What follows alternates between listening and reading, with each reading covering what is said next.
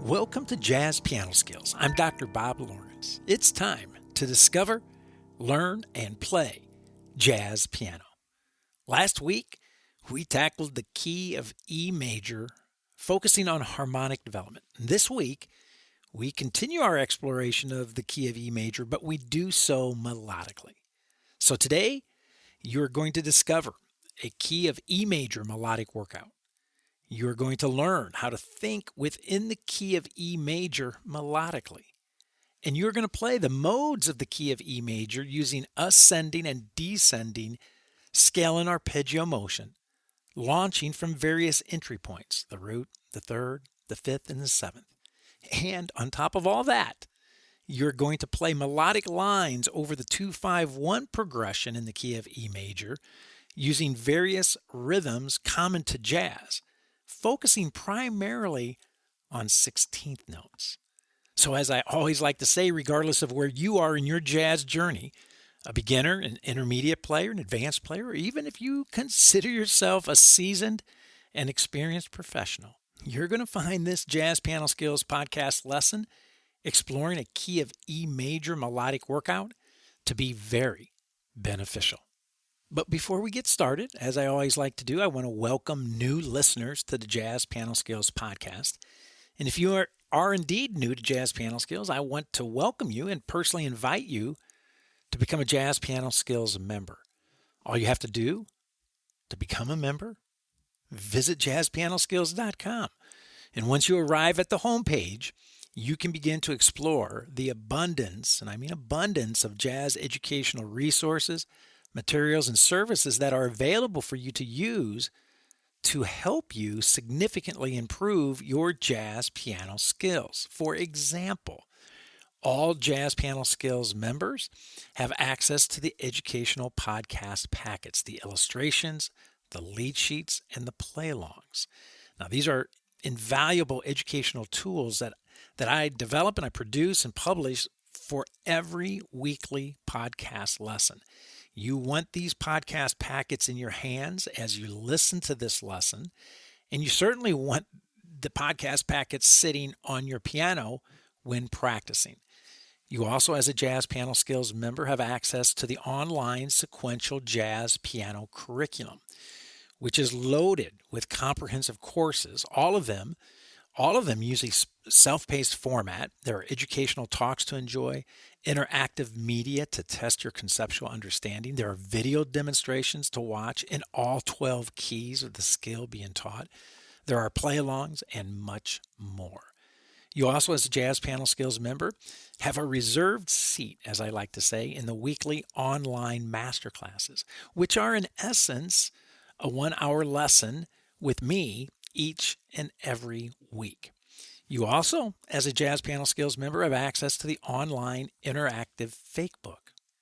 Within this fake book, you have access to jazz standards from the Great American Songbook. You'll enjoy chord changes lead sheets. There are harmonic function lead sheets, play-along files, historical insights, inspirational recordings, and much more. It's an ever-growing collection of tunes that you should absolutely discover, learn, and play. And you also, as a Jazz Piano Skills member, have access to the online private Jazz Piano Skills community, which hosts a variety of engaging forums. There are podcast-specific forums, course-specific forums, and of course, there are just general jazz piano forums for you to enjoy. Of course, you'll have access to all of the forums, and you will be able to contribute did you hear that? Contribute to them as well, which I certainly encourage you to do. I want you to share, engage, and grow. And last, but certainly not least, you have access as a Jazz Piano Skills member. You have access to unlimited, private, personal, and professional educational support provided by me whenever and as often as you need it. So once again, just take a few minutes, visit jazzpianoskills.com to learn more about the wonderful educational opportunities that await you and how to activate your membership. Now, there are several membership plans to choose from, so I'm quite certain there is one that is perfect for you. But nevertheless, once you get there and you poke around, if you have some questions, please do not hesitate or think twice of reaching out to me. I'm happy to spend some time with you, answer any questions that you have, and help you in any way that I can. Okay, let's discover, learn, and play jazz piano. Let's discover, learn, and play this key of E major melodic workout. With the start of the new year, we set out on an ambitious, exciting, and rewarding journey to travel through each of the 12 keys of music by year's end. Wow. The game plan, 1 key a month for 12 months. The agenda for each month, to thoroughly explore a key harmonically, melodically, and rhythmically.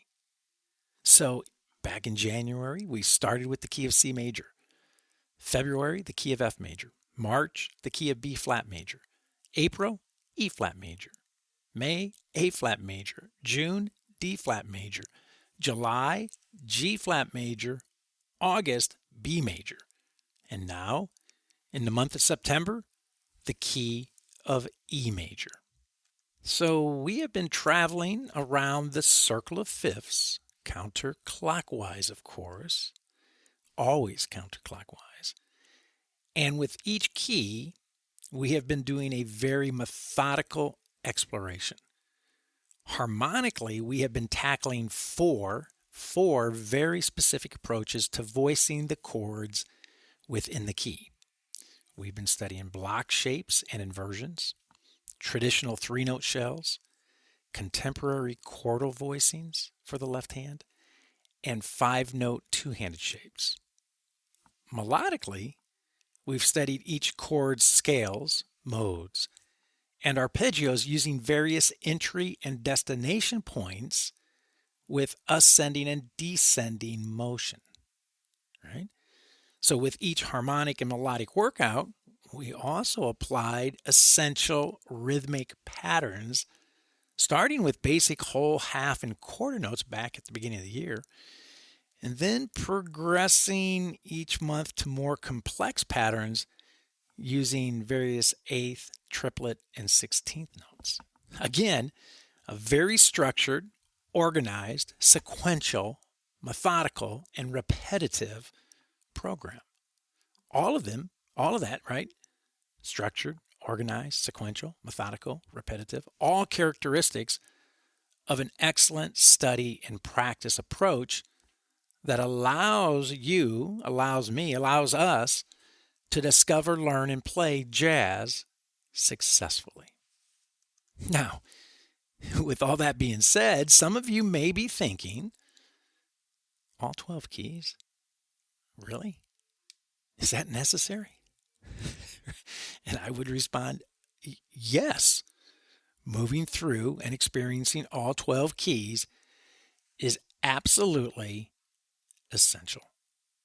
I tell students all the time, if you want to become more comfortable with the key of C, then practice in the key of F. And if you want to get more comfortable with the key of F, practice in the key of B flat.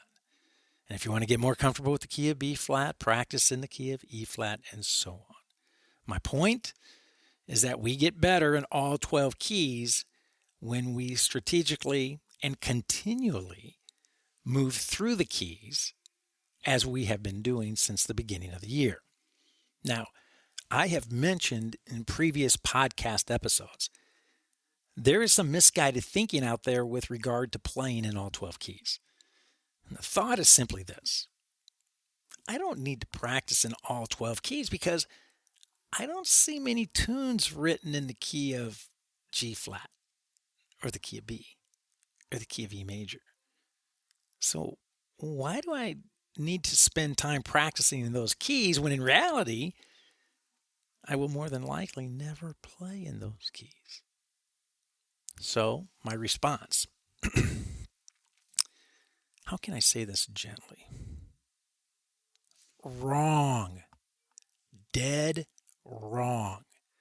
With a casual glance, and I really mean a casual glance, at practically any jazz standard, you'll notice that tunes weave in and out of various key centers, multiple key centers.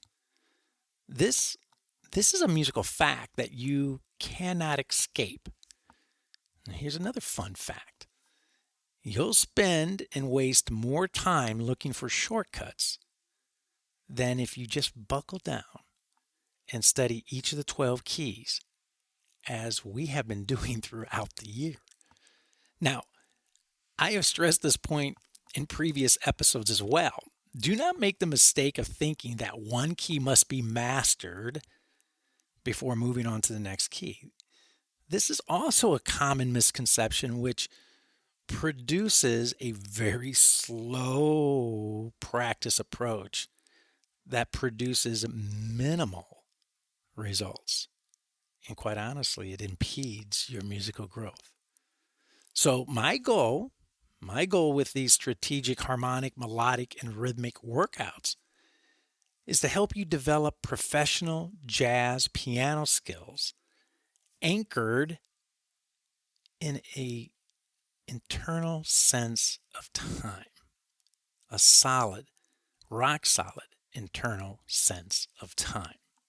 Last week, with our key of E major harmonic workout, I introduced rhythms focusing primarily on the 16th note.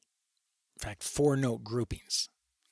Today, we're going to follow the same game plan.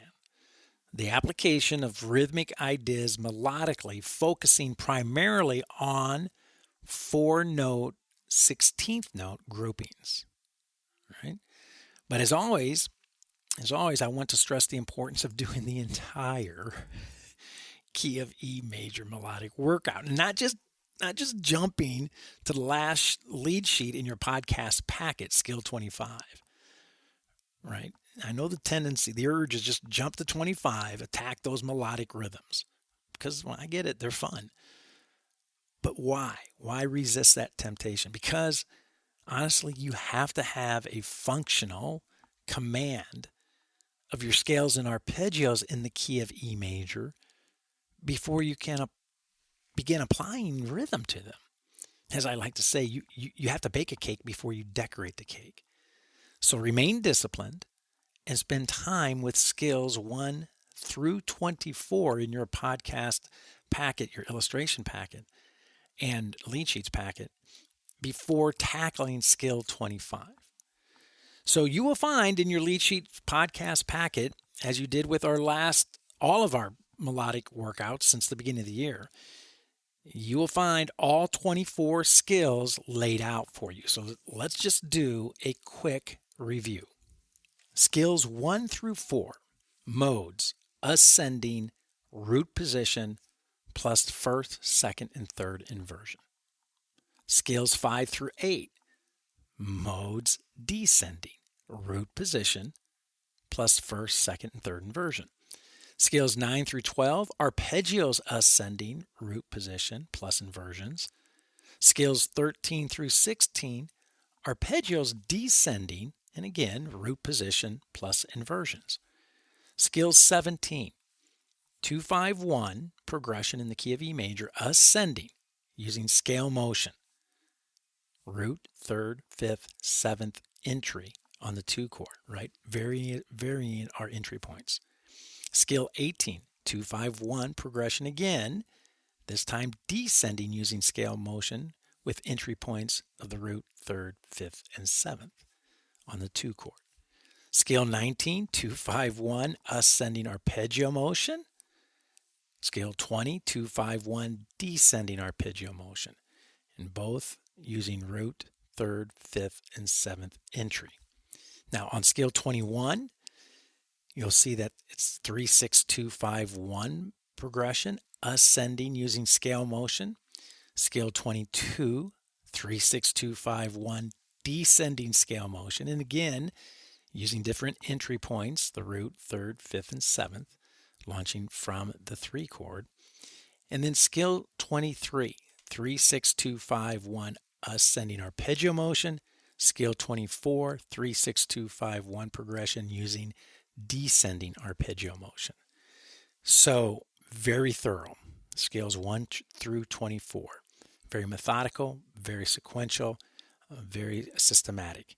So after you have thoroughly completed your workout, scales 1 through 24, then you can turn your attention to playing scale 25, which challenges you with 12 melodic lines using various 16th note configurations.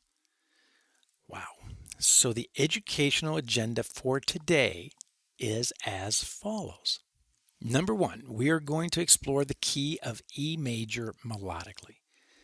Number 2, we will play 12 melodic ideas using ascending and descending scales and arpeggio motion.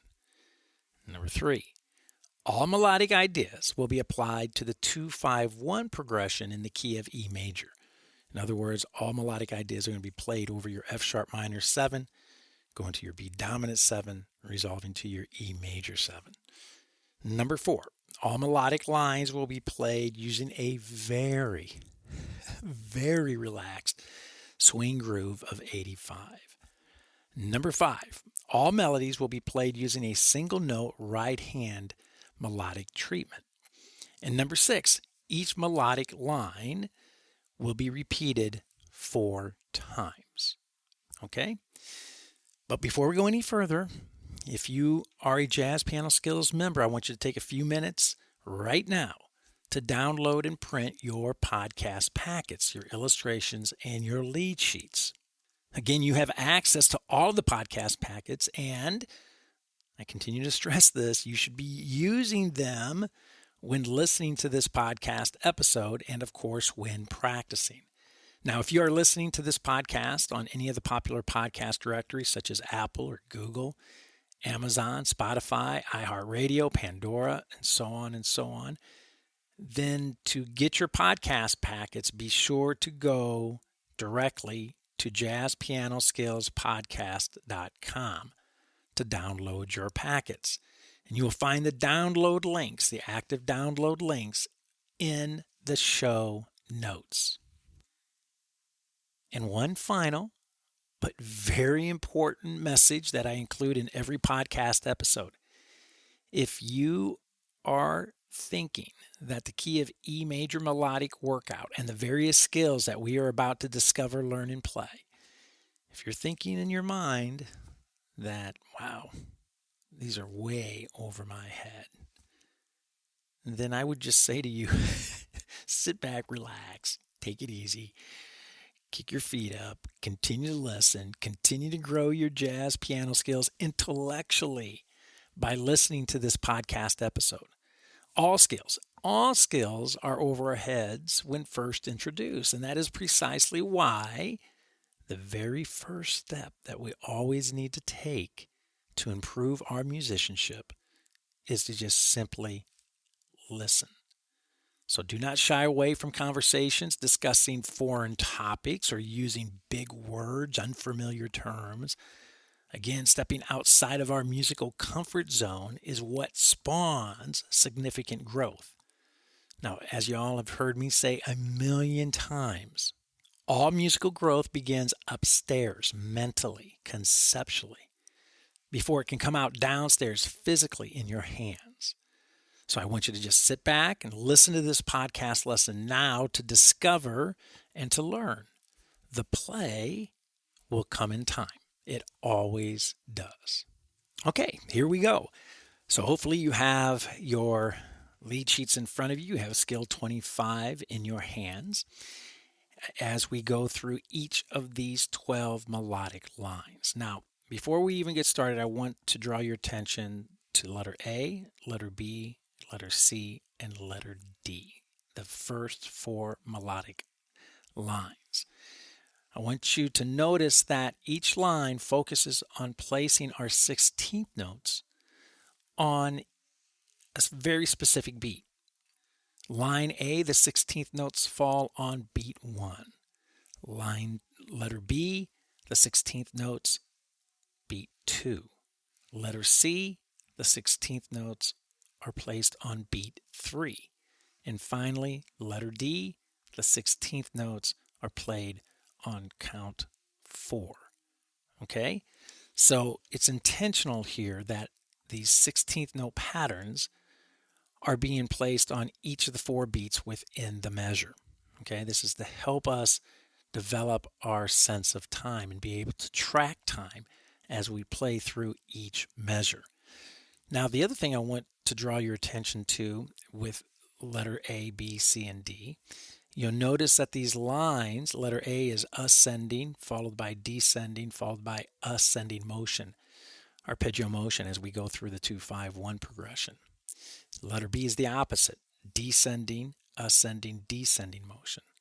And then letter C, I'm back to ascending, descending, ascending motion. And letter D, again, flipping it back to descending, ascending, descending motion. All using arpeggios and all using various entry points. What are the scales that we practiced in that scales 1 through 24? What are some of those scales?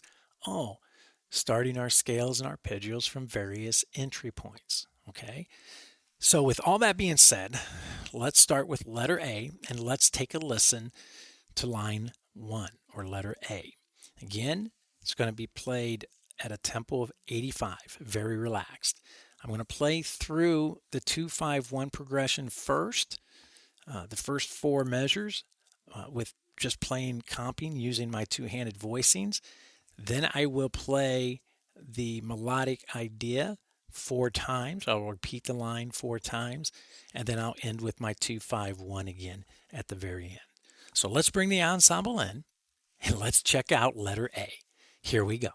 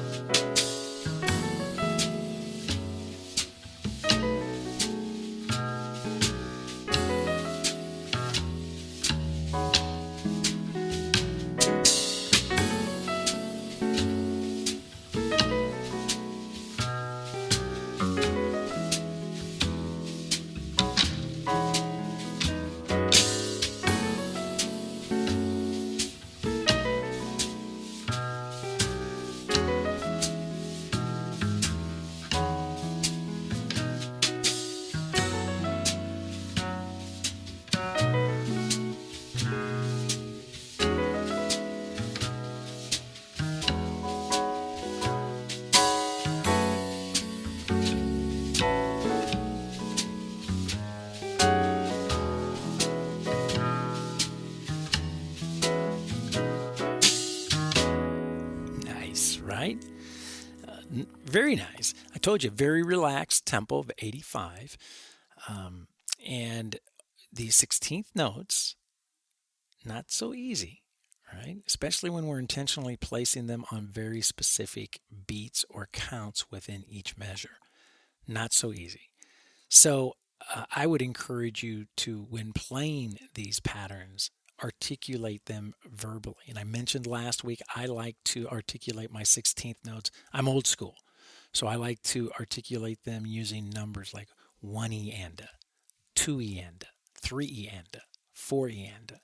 So I would encourage you to articulate your 16th notes as you're getting the rhythm and the feel and the timing internalized. Okay, so let's go on to letter B. Now, as I mentioned earlier, we're going to shift our 16th note pattern to placing our 16th notes on count 2.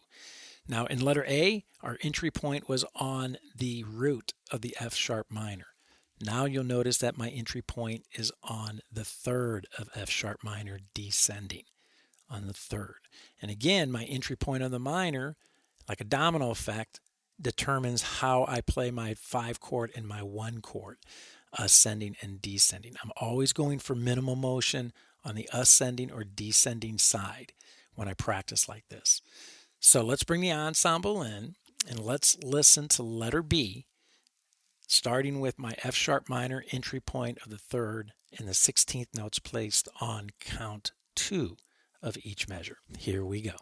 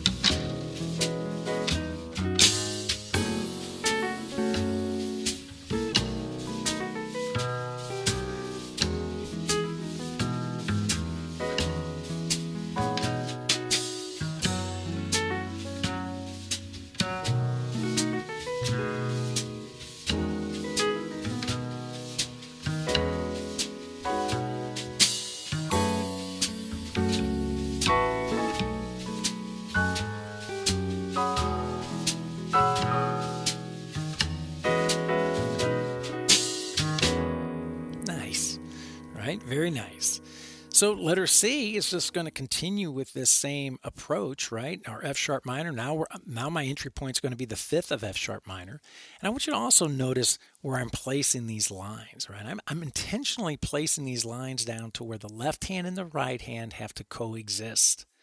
They have to play nicely together.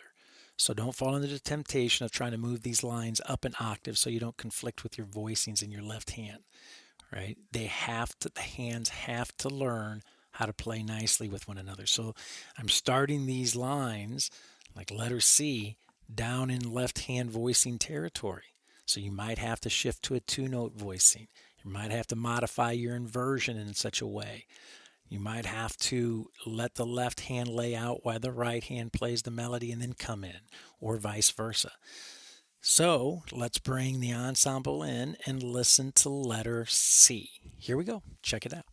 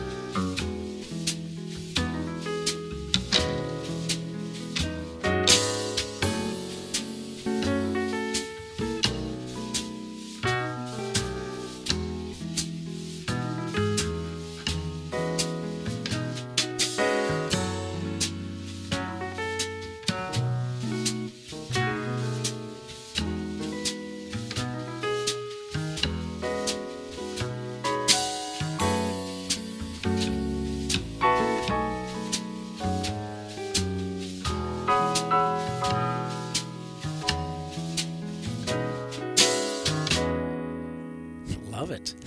Absolutely love it. So letter D, right, we're going to follow again the same format. Now we shift our 16th notes over to count 4. Our entry point now is the 7th of our F sharp minor, which again is going to determine how we ascend on the B7 and how we descend on the E major 7. So let's bring the ensemble in and let's listen to letter D, entry point being the 7th of our F sharp minor, using descending, ascending, descending motion through our 2-5-1 progression. 16th notes. Here we go.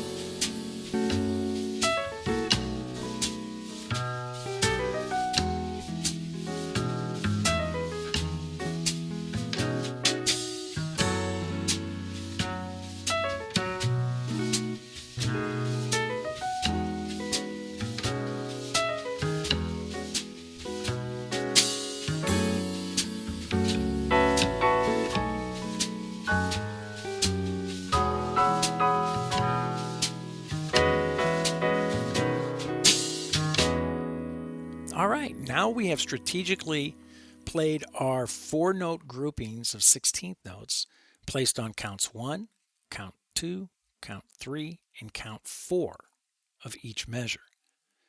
And honestly, A through B, crucial. If you spend all your time practicing A through D, you're doing yourself a huge, huge favor. Okay? But with that being said, let's move on to letter E. Now we start mixing it up. Okay, and we start pulling in rhythms that we have dealt with in previous podcast episodes and in previous keys. So right away in letter E, you see we start with an 8th note triplet. We have 16th notes falling on count 1 and measure 2, followed by another 8th note triplet at the end of measure 2, and some more 16th notes in measure 3. Now, I'm intentionally putting these 8th note triplets and these 16th notes groupings together in this line because, quite honestly, a lot of times it's very easy to play our 16th notes, our grouping of 4 16th notes, to play them as a triplet followed by a quarter note or an eighth note. Okay? So we don't want to play a triplet followed by a quarter note or another or an eighth note and think that we're playing a grouping of 4 note 16th notes. Okay, so pay attention to the difference between the eighth note triplet and 4 16th notes. All right, so let's bring the ensemble in. Let's check out letter E. Here we go.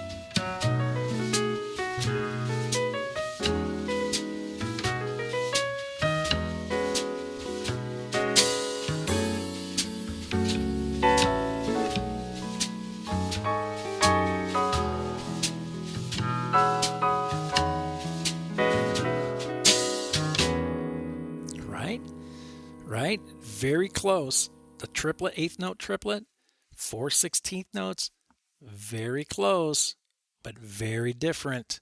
So just be careful. Not a bad idea to practice flowing in and out of eighth note triplets to 16th notes, back to eighth note triplets, back to 16th notes, and so on. Create your own little exercise there. All right, so letter F. Wow.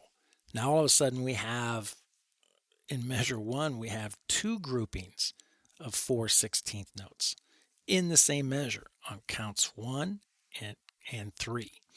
Then we got, look what happens in measure 2 on the B7 on our 5 chord. We have eighth notes that are all falling on the upbeat or on the back side of the beat, back side of count 2, back side of count 3, back side of count 4, followed by some eighth notes in measure 3 over our 1 chord or our E major 7. And then we have a little pair of eighth notes kind of out there on their own on count 3 of measure 4. So be careful with that. All right, so let's bring the ensemble in and let's check out letter F. Here we go.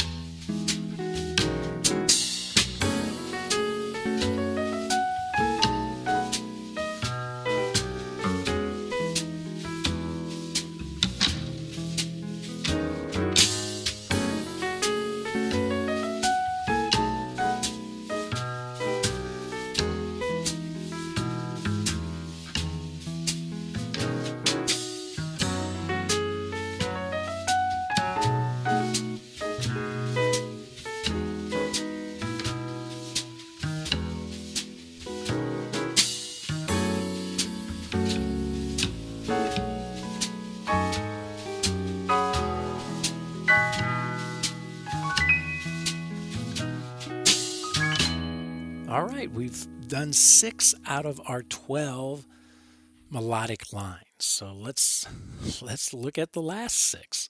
We'll start with letter G. Again, eighth note triplet there in measure 1 on count 3. We have on count 3 in measure 2 16th notes, descending 16th notes. So this is intentional again. Descending eighth note triplet, count 3 in measure 1. Descending 16th notes, count 3 in measure 2. Again, so you can hear the difference, compare and contrast these two rhythms. Then we have a nice arpeggio ascending line using eighth notes on our 1 chord in measure 3. And then we have another grouping of 4/16 notes to deal with in measure 4. So this is going to be fun. Let's bring the ensemble in and check out letter G. Here we go.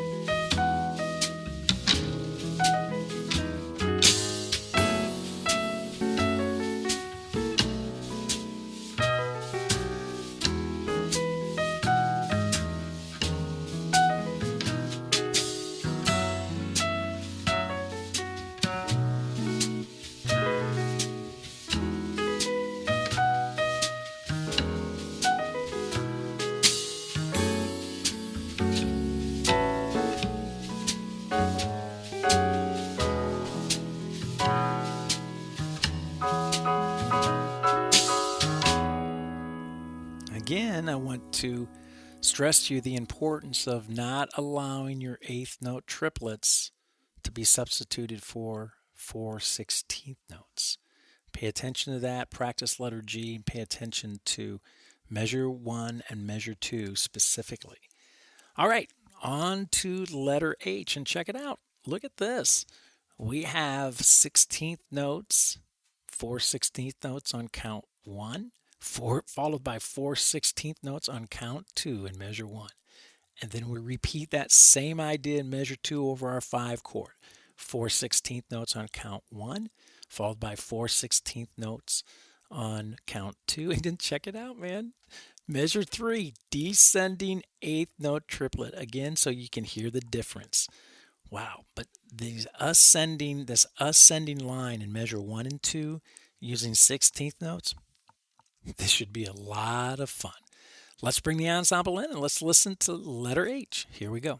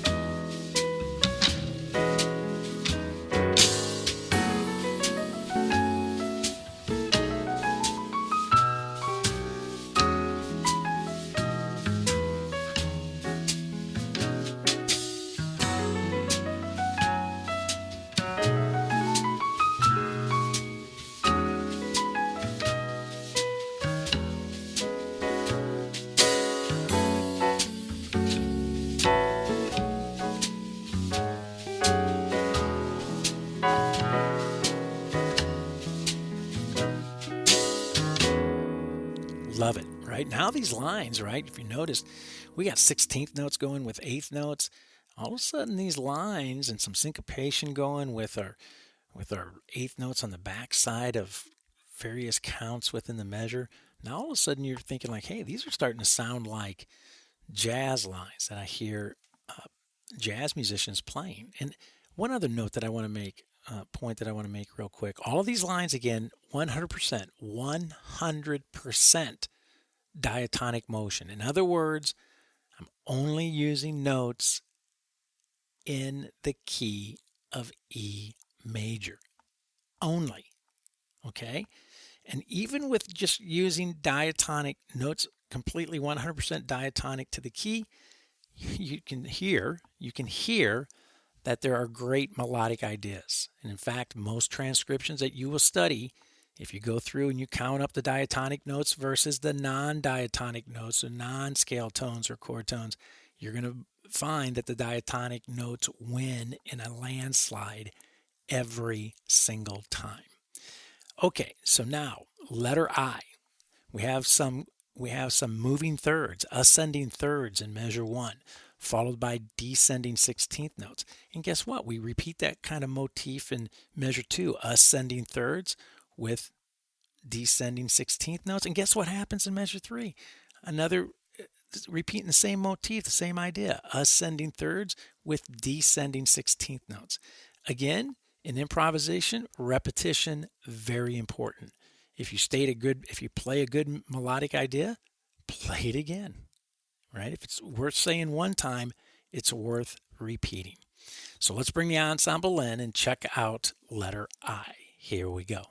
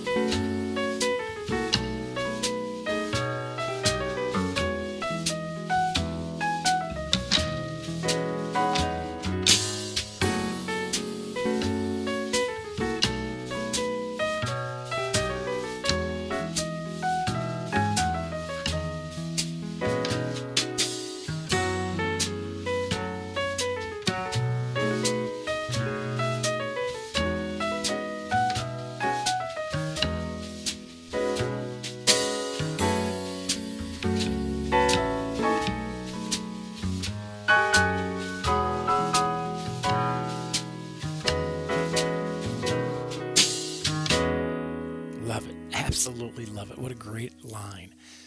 But now cast your eyes upon letter J.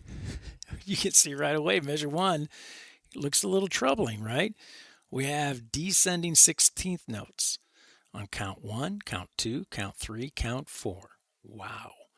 Then we come right out of that with ascending 8th notes, and then in measure 3 on the 1 chord, descending 8th notes. But that measure 1, right? So easy with this descending line to get out in front of the line. In other words, like, running downhill when your body weight gets out in front of you and you're going to face plant. Well, that's what happens when we start playing descending 16th notes. We can get our body out in front of us, our fingers, and we end up face planting. In other words, we start rushing and we get way out in front of the beat. So be careful. So let's bring the ensemble in and let's check out letter J. Here we go.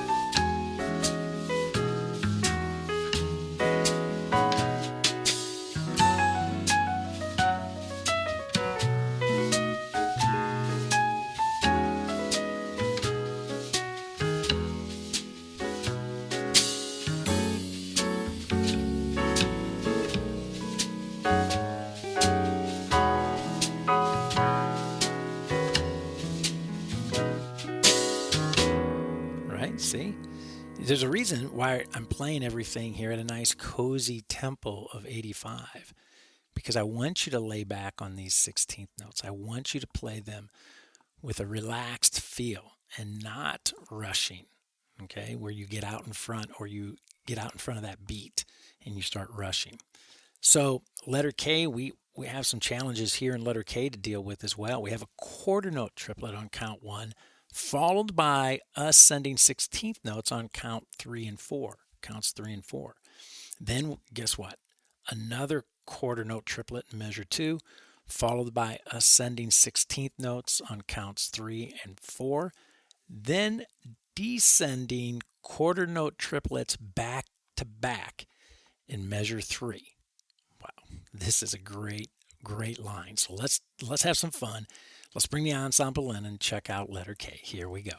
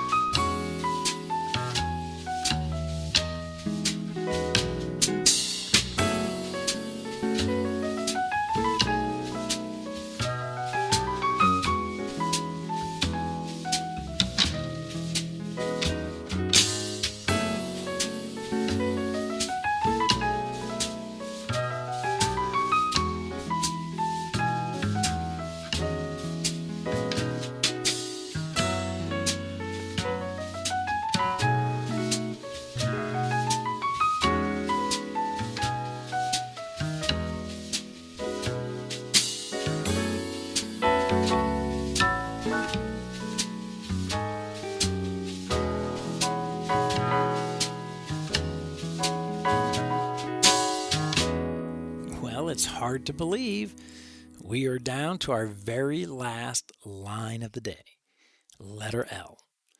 So check it out. We have an old familiar rhythm that we've dealt with in previous keys. We have our dotted quarter eighth combination in measure 1. And then we have it again in measure 2, dotted quarter eighth falling on counts 1 and 2. Then look at measure 3. Here we go again. The danger of descending 16th notes on counts 1, 2, 3, and 4. It ascends, the line shifts direction on count 4 there. But again, all these 16th notes back to back to back to back. It's easy to get out in front, right? Don't get running downhill and let that body weight get out in front of you here, because it's going to be a disaster, right? And then we end with some eighth notes in measure 4. So let's bring the ensemble in and let's wrap it up with letter L. Here we go.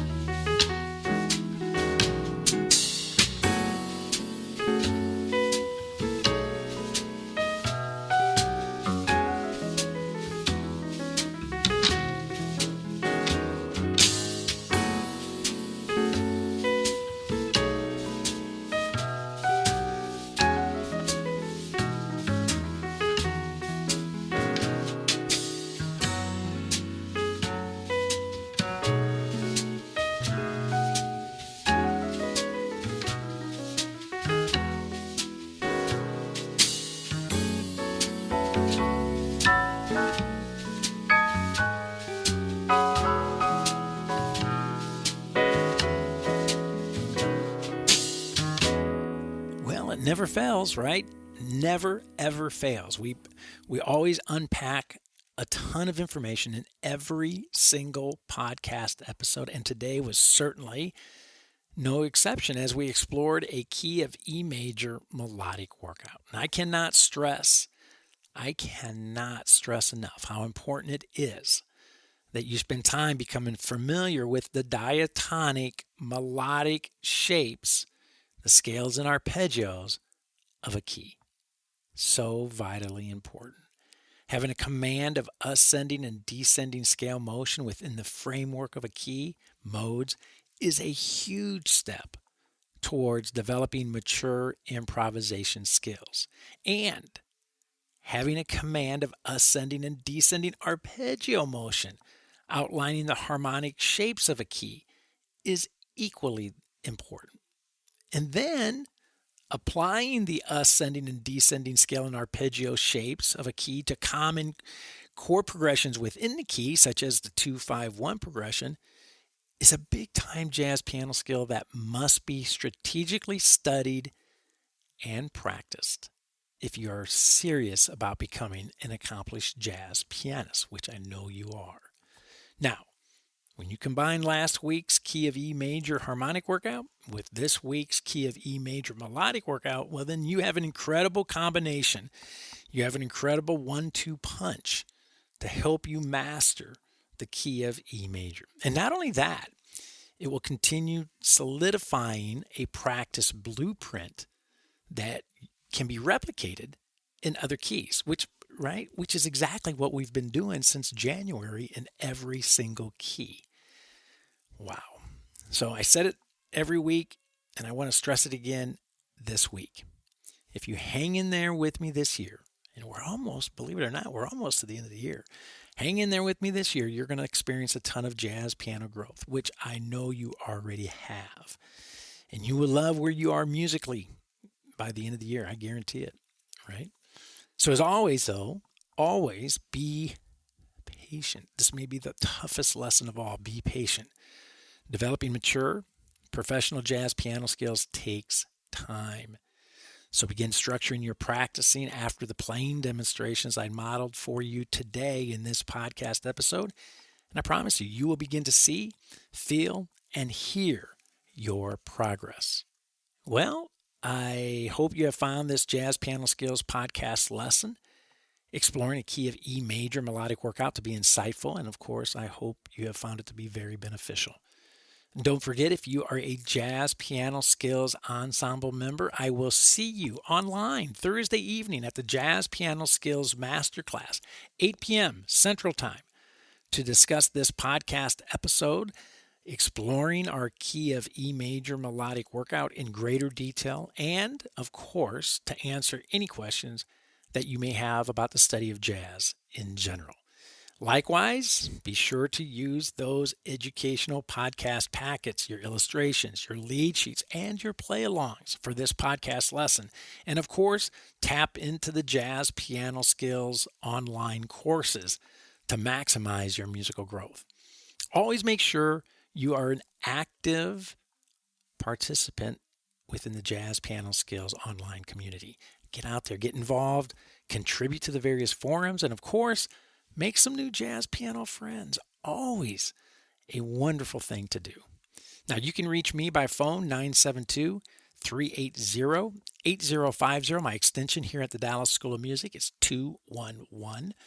You can reach me by email, Dr. Lawrence, drlawrence at jazzpianoskills.com. Or you can use the nifty little SpeakPipe widget that's found throughout the Jazz Piano Skills website to send me a message. Well, there is my cue. That's it for now. And until next week, enjoy your key of E major melodic workout. And most of all, have fun as you discover, learn, and play jazz piano.